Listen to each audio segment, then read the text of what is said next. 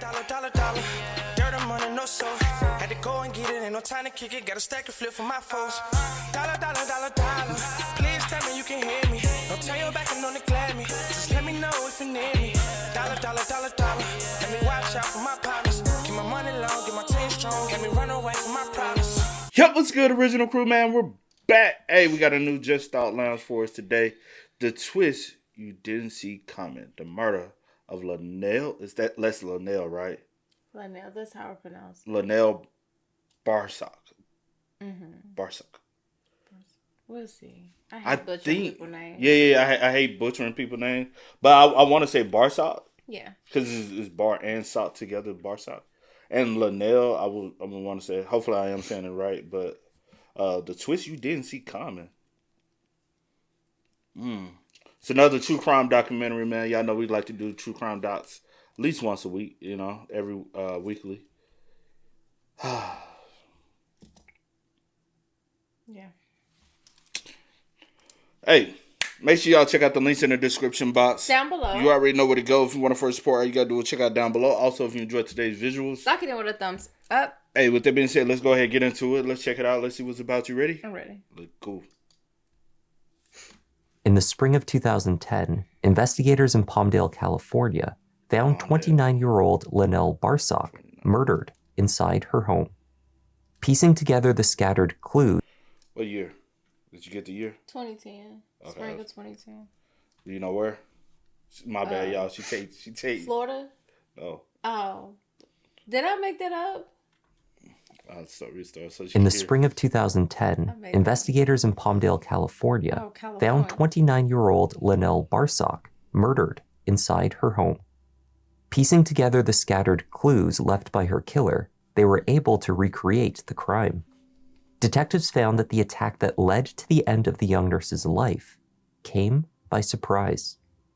But when it came to piecing together her personal life in the search for the murderer, the evidence was not quite so straightforward.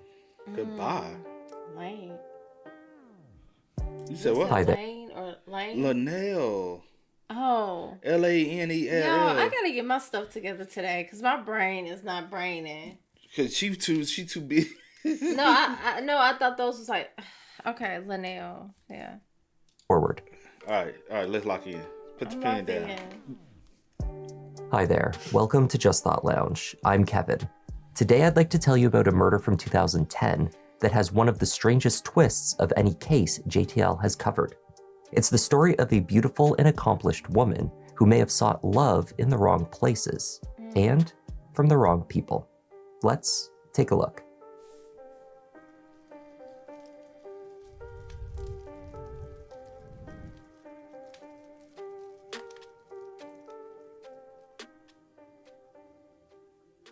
Palmdale, California in Los Angeles County sits in a valley in the Mojave Desert.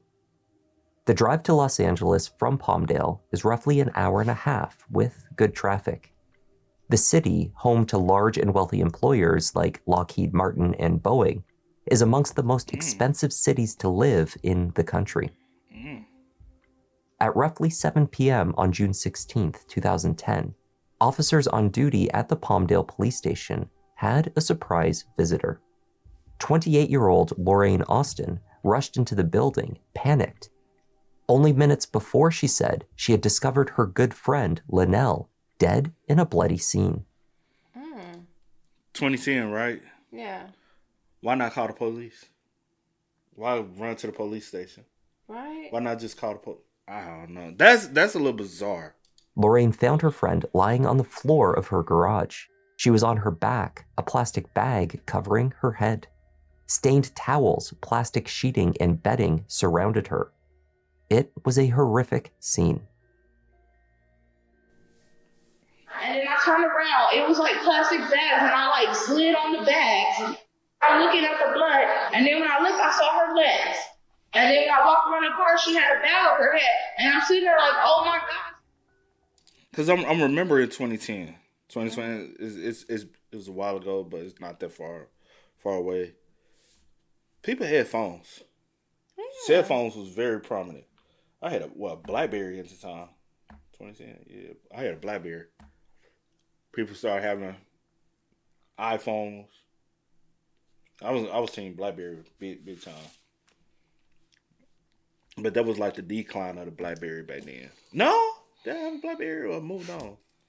I cannot remember. Regardless of if you had a phone, no matter what kind, you had a phone. So I'm wondering if you went and found her in a garage. Because everybody. Well, I don't know your circumstances. I don't know if you didn't have a phone or your phone was dead or something like that. Was a neighbor home? Like, I just want to leave my friend after just discovering her. But then again, I don't know. Everybody like process things different and react different, and you probably just like I don't know. But we'll get more information. Hopefully, it'll make sense. That's just very weird to me that you went to the police station instead of calling. Yeah. Lorraine ran to her friend. She tried to pick her up, she said, though there was nothing that she could have done. LaNell had passed on. Her friend's first instinct was to call 911, but before she had an opportunity to do so, she heard noises from within the house. Walking in through the laundry room to the kitchen and finally the hallway, Lorraine glanced up the stairs where she saw a male figure. He came towards her as she ran from the house. She drove directly to the police station. You still could have gotten in the car and called. That's weird, bro. Homicide detectives responded to the large home on Rocky Lane and found the scene much as Lorraine Austin had described. 29-year-old LaNell Crystal Barsock was on the floor next to the passenger side of her BMW in the garage. It was not immediately clear how LaNell had been killed. Taking everything in, officers at the scene suspected blunt force trauma to the head. It did not appear as though the murder had taken place in the garage. LaNell had likely been moved from elsewhere in the house to the position where she was found. The trunk of... Because it do look like... I will say this. What was the friend's name? Lorraine might have did stumble in on the scene and make them panic because it looks as though that they were trying to clean up the scene. There's a carpet in the back seat. Looks like they probably was gonna either try to wrap her up in a carpet or put her in the trunk or something. Mm-hmm. You know what I'm saying? They trying to clean up the scene, and if it did have, like, she found her friend, she heard noise, she went in the house, looked up the stairs, seen a figure, they started coming to her, she ran, panicked. I'm not staying on the scene. No. I'm just saying, but you could have called the police while you driving though. Yeah, I get that, but when you in a panic and stuff like that, you like trying to like I get what you're saying, but also, and I get what you saying. I get the circumstances, and I get everybody don't respond and then I do wonder how far was the police station from the house. If it's like in close proximity, I'm just gonna go straight there. Hey, y'all need to get over here quick, fast, in a hurry. But it do look like they were trying to possibly load her up in the car, gonna get rid of the car, and try to clean up the scene as good as possible as they could. Yeah. The BMW had been left wide open. Within it sat a collection of bedding, stained with what was presumed to be blood. Underneath the bedding was a pillow with a visible bullet hole straight through it. Forensic testing was performed in multiple areas across the house. A lack of fingerprints at the scene was to be expected after investigators identified a pair of latex gloves discarded in the garage. They did discover a single print, however. A fingerprint, thought to be from a thumb, was lifted from a dark-colored pitcher. Located on the upper rim, the print suggested that someone had lifted the pitcher gingerly in order to move it out of the way. There were additional towels and other sheets on the garage floor, as well as a pile in the laundry area. Other linens and towels which sat on top of the washing machine appeared to have once been folded, but were now disturbed. Someone had attempted to clean up inside the house, but seemed to have abandoned the task partway through, leaving obvious remnants of their attempts in the garage. Inside the house, cleaning products sat out on the kitchen countertop. Adjoining the kitchen was the living room. In that area, the evidence of what had occurred was comparatively little. Investigators found only small spatter stains near to the base of the living room wall. On the opposite side of the living room from the spatter, a single spent shell casing sat on the couch. The bullet came from a 9mm Smith & Wesson pistol. Notably, the carpet in this area was remarkably clean. The spotless carpeting was out of place. Once the mess in the garage was sorted, detectives discovered that an area rug about 7 feet by 9 feet had been pushed into the back seat of the car. Pulling it out, they found more stains, and on it, a footprint. They also found that based on the rectangular ring of discoloration on the living room carpet, this area rug fit perfectly in place.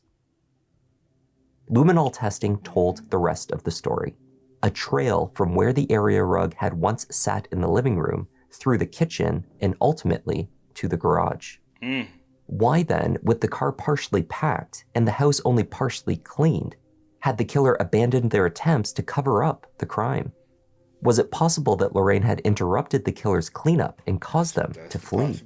Indeed, Lorraine had claimed to have encountered the killer in the house, and she said she knew exactly who it was. Oh, did she? And then I heard somebody walking upstairs.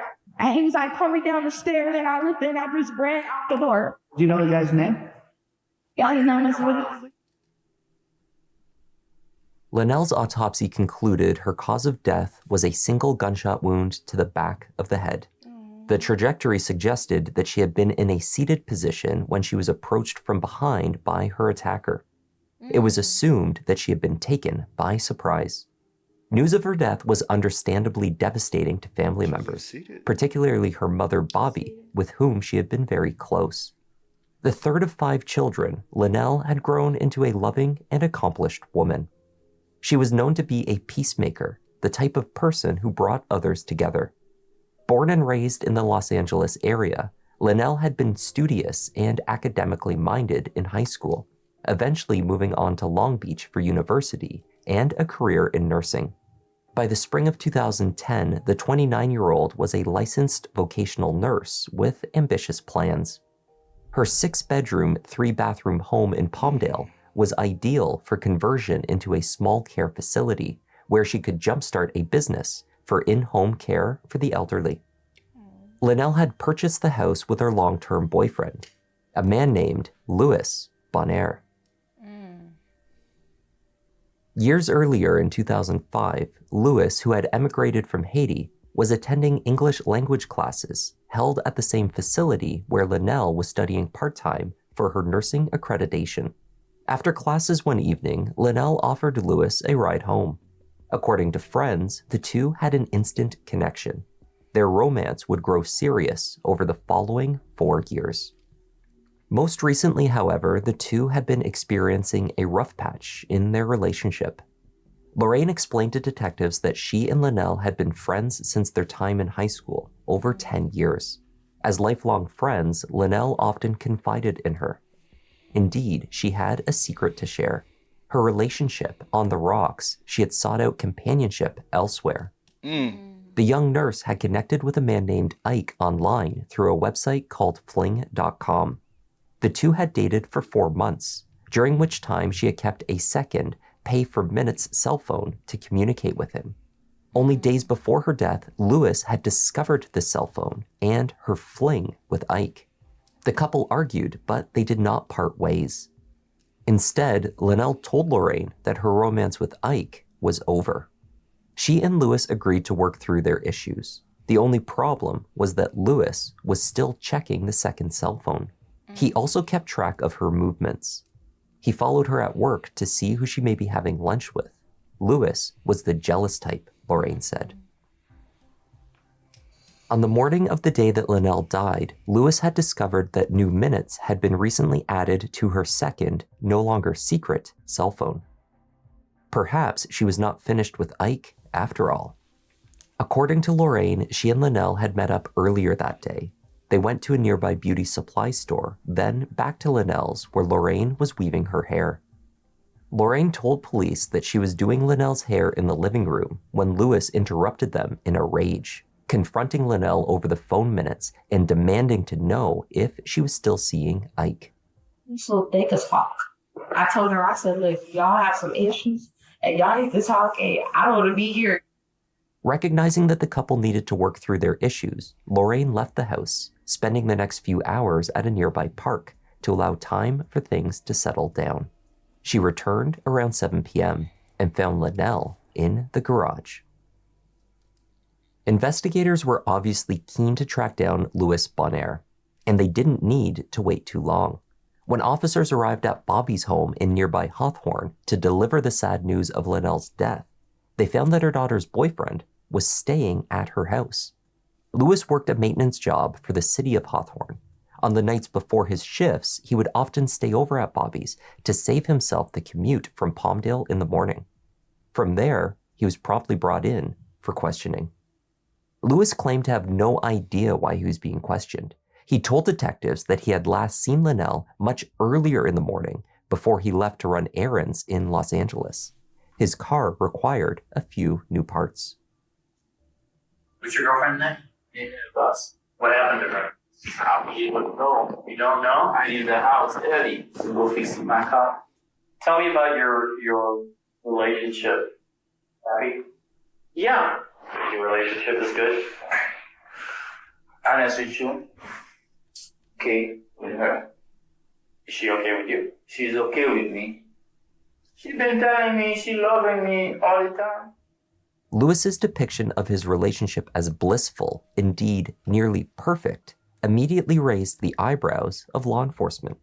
They knew from Lorraine that the couple had problems, and they learned more details from LaNell's mother, Bobby, who painted a similar picture. Louis and LaNell had argued frequently. Bobby told police that after one such incident, LaNell called her in a panic.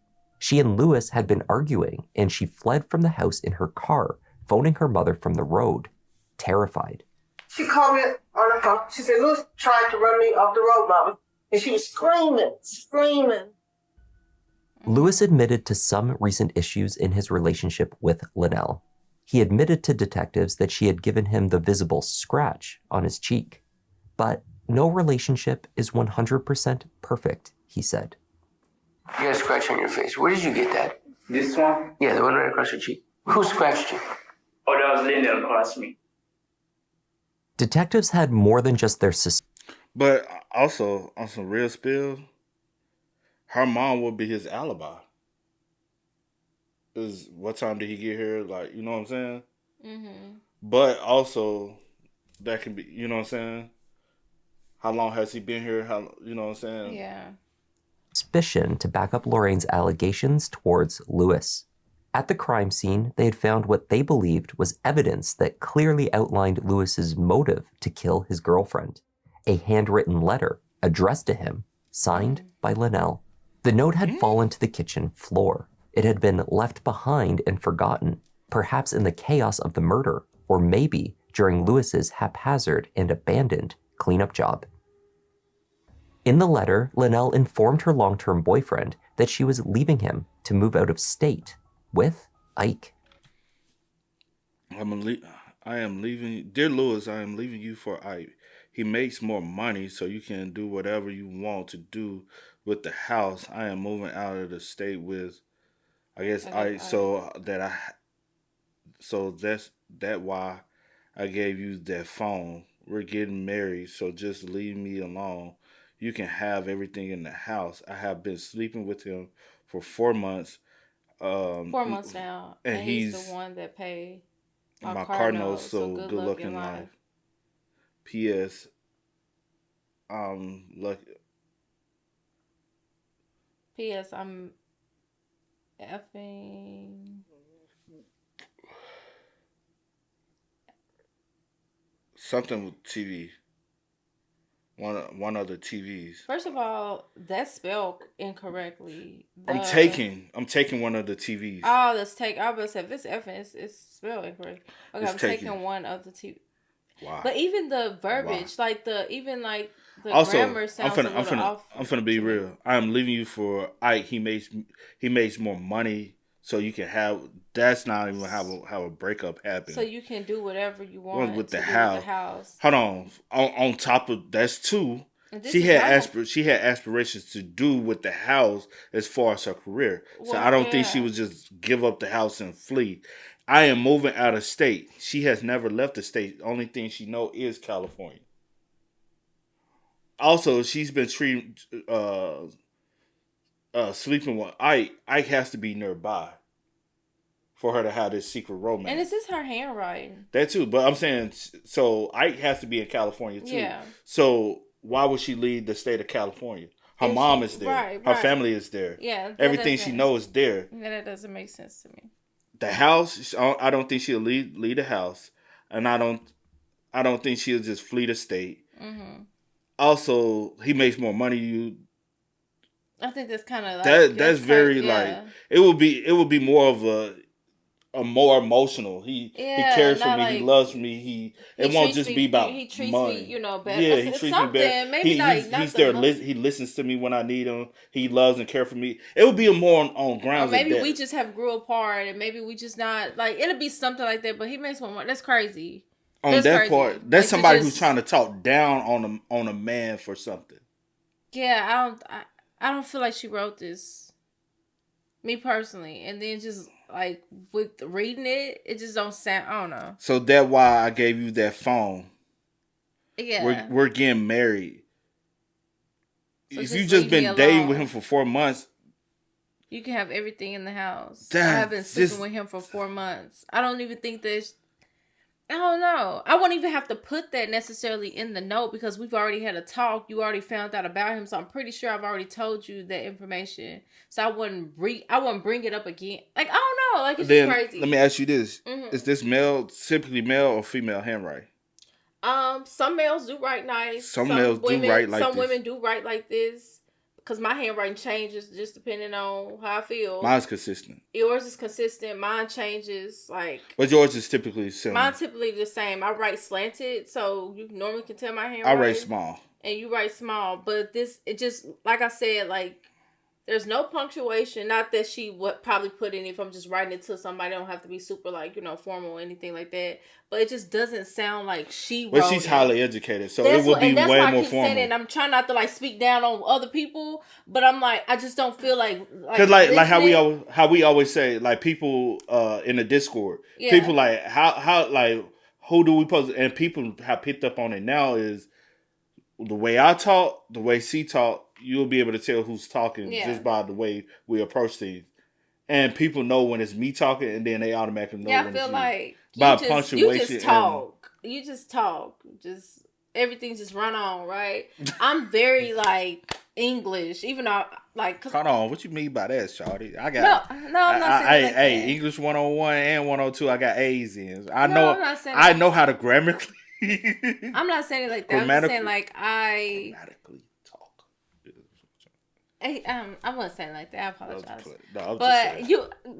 So sure. You can tell that it's me because I'm very I want to make sure everything is spelled correctly, the sentence structure is correct. When I talk, no matter who I'm talking to, I talk to them we've been friends. Yeah.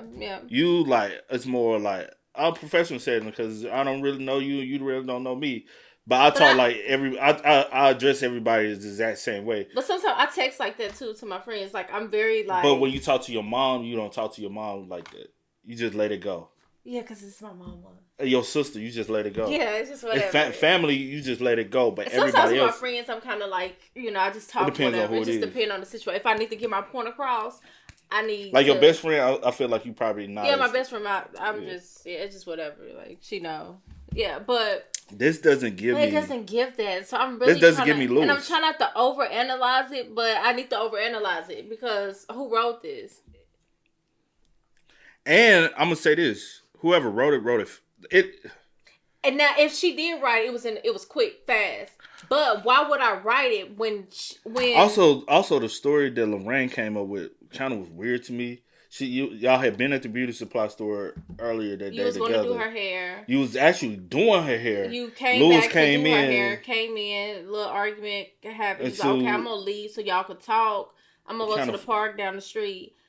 What time did you leave? Did it say what time? I know it said she came back around 7 p.m. She left for a few hours. Yeah. Supposedly. But also, this is another thing. Then we can get back into it. I don't want to prolong it. Why would LaNell write this when she was the one?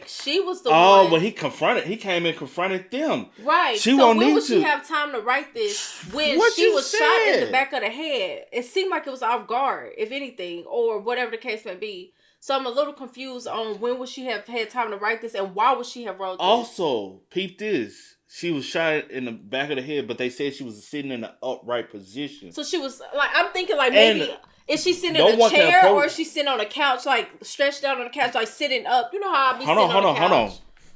Her couch is on the wall. Yeah. No one can get her from the back. Unless you could.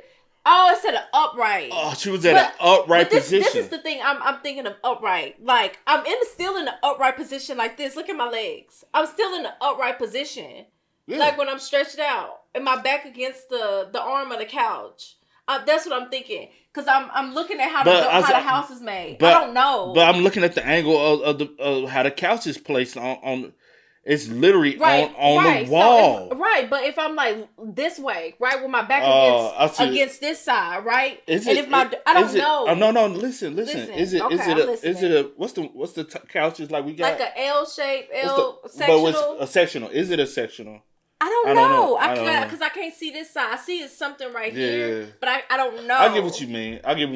Basically saying like her back was on the other side of the couch, not like facing the wall, but she's sitting leg long ways on the arm of the couch. But if it is a sectional, it'll come out this way, and I can sit right here, right? No, because now you adding to it. I'm not adding. She's right here. The bullet casing is right here. So is she this way? Why would you be facing that way when the entertainment center is that way? That's what I'm saying. It don't make sense. The entertainment center that way. I'm just trying to like. Most people don't sit back to the entertainment center. So 9 times out of 10, hypothetically, don't know if this is true. If it's Lorraine, it makes sense because she would have been sitting on the floor. Lorraine would have had the gun and could have boomed it because she was doing her hair. She could have been sitting in between her legs. That would have been super premeditated. And again, I'm not trying to put nothing on someone. But what would be your motive for even doing it to your friend? You've been friends with her for 10 plus years since high school. There's been plenty of friends who I know that, but I'm saying what would be the reasoning if that's the case? If we want to go, but we'll have to hear the motive. Yeah. But I'm just saying that could possibly be. Yeah. Nobody, you can't rule anybody out never, in a murder case. Never. But that would make sense though. She's sitting on the floor in the upright position, and boom, from the back. That's the reason why the shell casing also on the couch. That's why she was in an upright position because when you get your hair done. Hold on. Because we don't want to prolong it. When you get your hair done, you sitting in an upright position. Yeah. And we all raised in a black household. A lot of times when you get your hair done, you sit on the floor. Maybe with a pillow and between the legs. So now you sit in an upright position. Boom, back of the head. Yeah. But I need to know if it's directly in the back, from the side back. Like, I need to know that part. I also want to just say this real quick. Since, let me actually just real quick. So, she said when she came back, she found LaNell in a garage. Yeah. And she tried to, like... How the fuck would you go and access the garage? It probably was, like, lifted a little bit. A jar a little bit. I don't know. But it was fully closed. I don't remember. I don't want to say. But also, you said you heard a noise in the house and you went in the house. And you looked upstairs and you seen Lewis. You would have already known that because Lewis was supposedly at the house before you left. But so also, I would already have known that. Even you're a visitor, bro. You're going to go immediately to the door and knock on the door to get her attention to come back in. You're not going through the garage. Even if it's ajar, you're not going. Unless y'all got that type of... And also, if I just murder somebody and I got their body laying there, I'm not going to have a garage ajar. I'm going to have it completely shut. Yeah, okay. That's... You would have had to go through the front. And I'm not saying that I'm just trying to piece everything together. It would make sense, though. She left him the second phone, the letter says, because it no longer mattered. She would marry her new man and leave the house and everything in it to Lewis, as long as he would leave her alone. Lewis denied all of this. He knew nothing about a... Hey, you won't be this formal. Goodbye, LaNell. That's like somebody saying goodbye to LaNell. You won't be like goodbye. And why would I have to write my name? Yeah. You already know it's coming from me. Letter and claimed to be unaware of the nature of LaNell and Ike's relationship. Wait, I'm talking about the little letter it was telling you she's going bye-bye. Yeah, I don't know about that. Who is this guy named Ike? Who is he? Okay. Ike, he tell me Ike is his friend.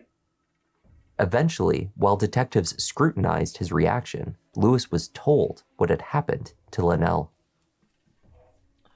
Someone shot her. Oh my God, you serious? Where she is right now? She's at the coroner's office, sir. She did not survive her wounds. Really? Really?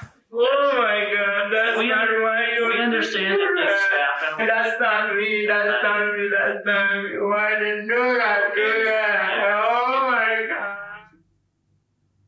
Police obtained a search Sound like a warrant for natural Lewis's response. black Sound. Nissan pickup truck and searched dig it. through it, seeking a link to the crime scene that he had presumably fled. What they found was more surprising. In the truck's cab, they discovered a handful of receipts for car parts purchased at locations in Los Angeles, a roughly 1.5 to 2 hour drive That's from the the house in distance. Palmdale. These receipts were time-stamped and dated within 20 minutes of the time of the murder. Based on Lorraine's timeline, the video footage from the beauty shop, and the autopsy, LaNell was killed sometime shortly after returning home from the shop at roughly 2:30 p.m. At that time, Lewis was shopping in LA. Yep. The receipts would need to be verified, and they were. Security cameras from shops in Los Angeles captured Lewis making purchases just as he had told detectives. Lewis. Now I need to know who the fuck is Ike, and what's the connection between LaNell and Ike? That's a good question, bro. And also, I was with you. The reaction, I kind of.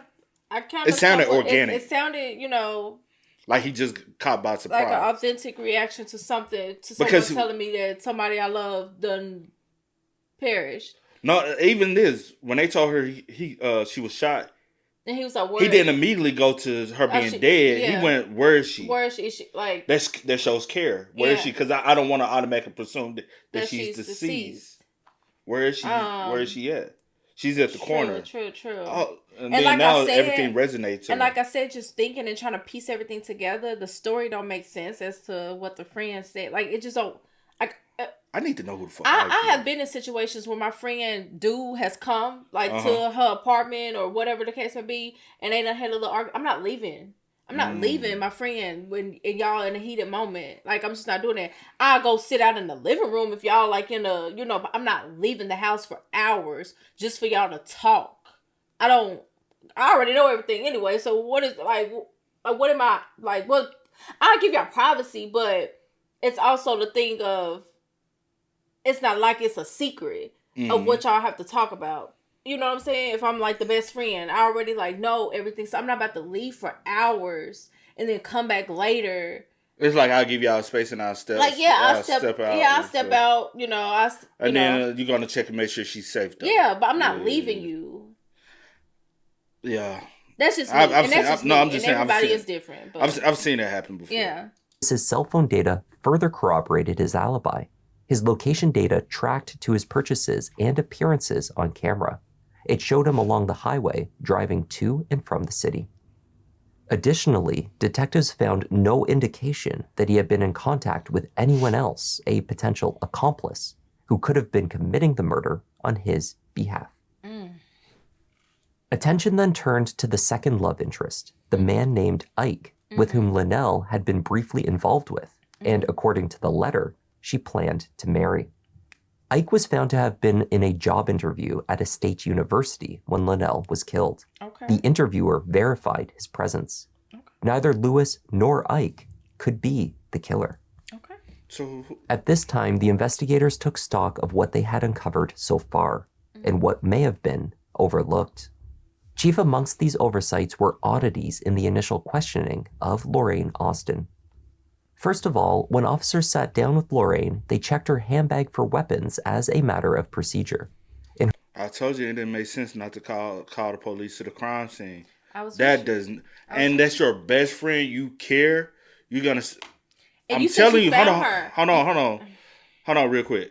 A lot of y'all, if y'all find somebody that's super close to y'all, someone that y'all truly care about, you're not leaving their side. You're not leaving them alone. Like that, I'm not. You're not leaving them alone. There's no way I would. And I always try to give people the benefit of the doubt. I'd be like, oh, okay, everybody reacts different. Maybe you didn't have a phone on you. Maybe your phone was dead. You had been at the park for hours. Maybe you had been on it to keep you occupied. And you leave with hope that she can still be resuscitated. Did you try? Did you check a pulse? Did you make sure? I don't know. She looking a little sketchy. And I will say this also, and like I said earlier, not trying to speak on someone's like whatever, but the way she talk is also the way that I get if that makes sense. But I get what you're saying. Her purse, they found a bullet. The sergeant that interviewed you earlier, as part of officer safety, because you have blood on you and you just came from a murder scene, he's got to make sure you don't have a gun in there that could shoot him. So he looked at your purse and he saw it. Let me backtrack. Yeah. You ain't even hear. Yes, I did. What he saw? Well, with the bullet that they found in her purse. He saw a bullet. Sure you don't have a gun in there that could shoot him. So he looked at your purse and he saw it. Let me backtrack. Yeah, think about it. That came from Lorraine explained that she had spotted it on the ground near to the house and had scooped it up. I'm not picking up no bullet because then now my DNA. In chaos, she had neglected to mention it. No. Moments later, they discovered a second bullet, the same as the first, also in her handbag. Told you that there were 2 bullets in your purse. 2? 2. I don't know how there's 2.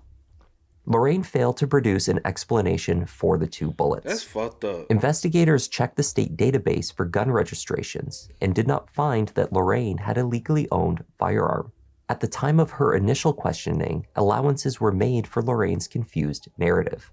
She had, after all, rushed to the station in a state of shock after discovering her good friend of over a decade brutally murdered. Right. Now, however, these inconsistencies were rising to the surface. Lewis was on camera at an auto repair shop hours away from the house at the same time that Lorraine claimed he was confronting LaNell over her infidelity and shortly before she was shot. He drove to Bobby's home in Hawthorne later that day and so could not have been at the top of the stairs in the house when Lorraine claimed to have seen him. Right. She just knew that they had a background of domestic, she knew that they weren't on good terms. And that's what she tried to use as her story. Yeah. But she didn't know, she's not in communication with Lewis to even know where the fuck he at. Yeah, and not necessarily like domestic necessarily, but she knew that they had some rocky. Yeah, I just said domestic because whatever. True. Yeah, not I ain't say DA. Yeah. Okay, my bad. Sorry. Just a domestic dispute, but yeah, whatever. I agree. What was I about to say? Yeah, and she knew that right now they're kind of going through some turmoil in their relationship, or that he just found out, or she confided in you and told her, girl, he found out about Ike, or whatever the case may be. But who the fuck is Ike to make? I just need to understand motive at this point. I know it's funny. Yeah. I just need to know motive. Because nothing she said made sense to me. But I said, let me wait, because I hate jumping to conclusions, because we do that sometimes, and I be wrong. We all do. We be wrong sometimes. And so I said, let me wait. Let me get more information, because I don't want to put nothing on her. But you ain't sounding, it ain't adding up. 2 plus 2, no. Your 2 plus 2 ain't equal to 5. No. It's equal to 5, and that just don't add up. Mm-hmm. I could prove Lewis wasn't in the house when you said he was there. I got pictures of him. He wasn't anywhere near you. He wasn't anywhere near Palmdale. My point is that I don't know whatever I was in the house when I saw. Now looking back, is there anything that you want to tell us that's different? Whole day doesn't make any sense to me, but that's just what I'm doing. Did you kill your friend? I did not kill my friend. I had no reason to kill my friend. I love my friend. When Lorraine left the interview room following her questioning, officers looked on as she paused to acknowledge LaNell's mother. The two exchanged a few brief words, then Lorraine leaned in for a hug. Bobby, visibly uncomfortable, received the embrace without reciprocating. The detective and this person walked out of the hall. Mama know. Mamas always know. It's a sense they get. It's their intuition, ain't it? It's their intuition y'all got, ain't it? You know, that women's intuition. Away. And the first thing I asked her, said, how do you know LaNell? And she said, we went to. Oh, no, they ain't friends. Wait a They are not friends. Your mama don't know who you are? They are not friends. And y'all been friends since high school for 10 years? They're not friends. They just know each other, but they're not friends. Your mama don't know who you are? Now, LA is big. A lot of people can go to school with people and their parents don't know about it. No, yeah, true. My mama don't know everybody I was friends with in high school. No, I'm saying everybody you even associate with, but she know your friends. Well, she don't know everybody I associate with. You right. She don't know everybody I associate with that I went to high school with, but my friends, my close Somebody friends, that would call you a friend? She know every single one of them. But she know all of them? Even the I ones up here? I only got a handful of, like, for real I'm saying friends. even the ones up here? Yeah. She know them. Oh. Talking about the 2 and then the 1. Well, I know the 1. Yeah. Well, the 2. For sure. I'm sure the other one from back that way. I'm talking about the one from up this way. Oh, yeah. She know her. Yeah. She know her, but she's never been to my house. Like, she never met her. Yeah, but she knows of her. Okay, she know her name. She know that she from this way and we went to school together. Yeah. College. I'll say this. My mom don't know about people I was cool with in college. Yeah. She don't know about them because, you know what I'm saying, that's a whole but everybody I was hung with in school, they all came to the house. I think every last one of them have been around that house of some sort. If I call you a friend, I've told, she heard about you. Yeah, but for me to not know your face, your name, who you are, nothing, that's weird. And especially girls and women, y'all talk more than fellas do. So y'all mamas would know y'all friends more than they would know the guys. You know what I'm saying? Like, your mom probably don't know all your brother homies. Yes, she do. My mom know every single one of them from diapers. Yes, she do. But and I know every single one of them. That's because of other things. But no, it's because they always used to be over at the house. Like, growing up, they used to spend the night. They was always there. They called her mama. She fed them. It was one of those things. So, she do. Crenshaw together. I said, Crenshaw? I said, I don't know you. And she hugged me, and she said, you have my condolences. I told the text, I said, I don't know her. It seemed that Lorraine Austin was not who she claimed to be. She had not been close friends with LaNell since high school. Her story was a complete fabrication. That's why I said I need to know. Louis Bonaire was eventually released from county jail. It took a full month for law enforcement to verify his alibi and shift the focus of their investigation towards Lorraine Austin. But if Lorraine was not the old friend of LaNell's that she claimed to be, who was she? Investigators found that the 29-year-old was buried in thousands of dollars of debt and lived rent-free at her mother's house. Her only income appeared to derive from occasional hairdressing work that she picked up via advertisements on Craigslist. This was also how she encountered LaNell just weeks before her death, on an area of the website designated for women seeking women. The two met up romantically on a few occasions. Shut the front door. Oh my gosh. And I said she was doing her hair. I said that's... Shut up. That is... What? So she cheating. That's besides the point. Cause Louis said Ike is a good friend. But could they confirm that Ike and her had an affair? Is all this... okay. All right, okay. That's the twist you didn't see coming. I did not see this coming.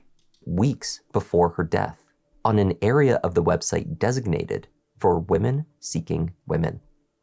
The two met up romantically on a few occasions. During this time, detectives speculated that Lorraine had gotten a taste of LaNell's more comfortable, relatively luxurious lifestyle.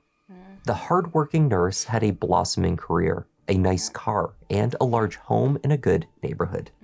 Although she and Louis had not yet fully furnished the house, they had big screen televisions and other pricey electronics scattered across the spacious interior. It was not unreasonable to deduce that Lorraine wanted to be a part of that life. Investigators speaking to others in Lorraine's life found that since meeting LaNell, the hairdresser had been going on dates, calling herself by LaNell's middle name, Crystal, and claiming to drive a BMW. Shut up. LaNell was not as taken with her new girlfriend. Police found a breakup text message on her cell phone. It had been sent to Lorraine just 5 days before she was killed. LaNell wrote that she really wanted to make it work with her boyfriend, Louis, but suggested that they remain friends. She hoped that Lorraine would still be happy to weave her hair. It was this breakup note, not the letter found at the scene, that was the real motive for the murder. Handwriting experts determined that the letter addressed to Louis was penned by Lorraine, not LaNell. Yep. When the final lab results were returned from the crime scene, the evidence of Lorraine's guilt became overwhelming. DNA testing of the latex gloves were a match to the 29-year-old hairdresser. It was her shoe print found on... Those are hairdresser latex gloves. Like, typical people don't go buy black latex gloves besides hairdresser. Especially back then. Damn. See, you ain't pick up on that one?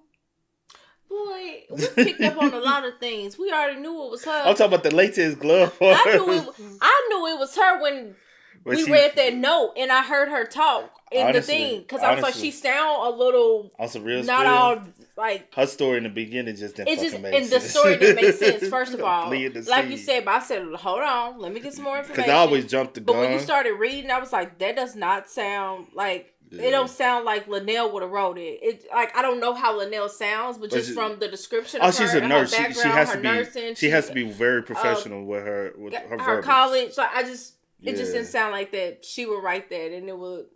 No. She does. Let me rephrase. She doesn't have to, but she will approach it more professional. A match to the 29-year-old hairdresser. It was her shoe print found on the area rug removed from the living room and later stuffed into the back seat of the BMW. The thumbprint on the picture also matched Lorraine Austin. Although the murder weapon was never found, the registration for a 9mm Smith & Wesson pistol purchased by Lorraine processed through the state database shortly after the rest of the physical evidence came to light. The gun had been a recent purchase. It took weeks before the database updated, leaving police in the dark over the gun when Lorraine was first questioned. It was the last piece of the puzzle. What'd she do with the gun? Investigators theorized that Lorraine was spiteful over her rejection, as well as jealous and resentful of LaNell's life in general. Based on the physical evidence at the scene, they believed that Lorraine pulled her gun from her handbag while working on LaNell's hair in the living room. Using a pillowcase as a kind of silencer, she pulled the trigger, shooting from behind while LaNell sat facing the opposite wall, utterly unaware. It seemed likely that the elaborate cleanup was the initial plan to cover up the crime. The area, surrounded by desert landscape, offered ample space to hide her victim. Her ass too big and lazy. That's why she in so much debt and I don't want to do her. She was trying to clean up the scene, but it became too much for her because her fat, lazy ass couldn't. She's like, oh, this shit too much fucking work. I can't do this shit. Let me just go to the police station. And tell Lil did shit because I can't. That's exactly what it is. But how the fuck, where Ike come in and matter? Ike, it could have been another side piece, another side thing she was doing with Ike. Who knows, bro? That's a mess, bro. But after pulling LaNell and other items to the garage, it was possible that Lorraine simply did not have the upper body strength to lift LaNell into the vehicle. At that point, she must have abandoned this plan and decided instead to frame Louis. And it nearly worked. By the time the lab results came through and an arrest affidavit was drawn up, Lorraine had caught wind that Louis had been released and was no longer a suspect in the murder. She knew that authorities would soon be knocking on her door, so Lorraine Austin fled the country. Wow. How slow ass fled the country? She was eventually located after an episode of America's Most Wanted aired in December 2011, featuring LaNell's story and images of Lorraine. A tip from a viewer led the FBI to Central America, where they apprehended Lorraine in Belize in January 2012. Bitch, you went to the wrong country anyway. You gonna get caught. Bitch, why you... And... Never mind. Bitch, yeah. Let me say it one more time. I'm sorry. She was promptly extradited to the United States. Gone was the sad and helpful friend who would give law enforcement any information they needed to find LaNell's killer. This time, when Lorraine sat back down with the homicide team, she was evasive. She complained to detectives about how she had been portrayed in the press as a leech who sought to befriend LaNell only for what she could take from her, and became jealous and angry when rejected. That is. How was my trip? And how did I end up there? We're just curious more than anything else. I went. Go on vacation, like normal people do, go exploring. What did it say? What did it say? Oh, what did it? Oh, that I What is was it plotting about? on my friend Oh. for what, financial support or something like that, or basically trying to mooch, and that I might be mooching on. Bitch, that's what you was, little lazy fat ass. I couldn't even. Carry the body. Oh shit, this too damn much work. I can't do this. I'm just go to the police station. Even trying to clean up the crime scene was messy and Bro, sloppy and what lazy. you said, bro? You took her life for what? For what? What did you gain? Nothing. You out of madness. You mad? I promise. What you mad at, bro? That's and so sad, honestly, how she knew so much about LaNell through pillow talking. That's so sad. That's how she found out she went to Crenshaw High School. She didn't know her. She just knew she been jotting and note taking this whole time. Or was she trying to replace you? Was she gonna eventually try to replace you in life? Because some people try to do that. I probably thought Lewis, because she even mentioned the money. She mentioned the money. Yes. Because that's her mindset. That's all she was thinking about. On August 13th, 2015, a Los Angeles jury found Lorraine Austin guilty of first-degree murder, as well as one count of using a handgun during the commission of a crime. Each of these convictions earned her a sentence of 25 years. An appeal argued to California's 2nd District Court in 2017 failed. The appeal was based solely on alleged procedural misconduct with jury selection, not the validity of the evidence that was stacked against her. Lorraine is currently serving 50 years to life in state prison. Louis Bonaire later married and became a father. LaNell Barsock is deeply missed by her mother, siblings, and extended family. They remember LaNell as a hardworking, fun, and loving young woman whose life was cut far too short. Wow. That was the tragic case of LaNell Barsock. That's so sad and so scary to just befriend someone or like whatever it was. Yeah. Just for you to turn around because I say, hey, I want to make it work with my significant other, with my partner. We could still be friends. Like, she was nice about it. We could still be cool. We could still be friends. And she probably would have helped your ass out if you needed something. But now you would have had to cut. Honestly, if you was going to make it work with Lewis, you would have had to 100% completely cut that off. Yeah, I get that. But yeah. I do agree. But maybe she probably wouldn't have talked to her for real like that. But I'm just like, hey. What's her name? Lorraine? Yeah. Her mentality, she wasn't going to go for the, which we saw. She wasn't going to just go for a cut. Even if she didn't take your life, she was going to try to eventually one day try to see if y'all could still rekindle whatever y'all had. But you know something, in this situation, like just looking at it, it doesn't matter what you would have said to her. Hey, I don't want nothing to do with you. It probably would have enraged her even more. Yeah, she probably would have tried to take you out. Hey, we could still be friends, and you still took her life. Yeah. That is, yeah, okay. Hey, man. Rest in peace to LaNell. Yeah, Rest most in definitely. peace to LaNell. Didn't deserve that. And my condolences to her family as well. But hey, man, y'all spam us up in the comments. Y'all let us know y'all thoughts about it for us in the comment section down below. But until next time, y'all know how it go, man. I do go over the name DJ New Kid. This is Sierra Nicole. We are. We are.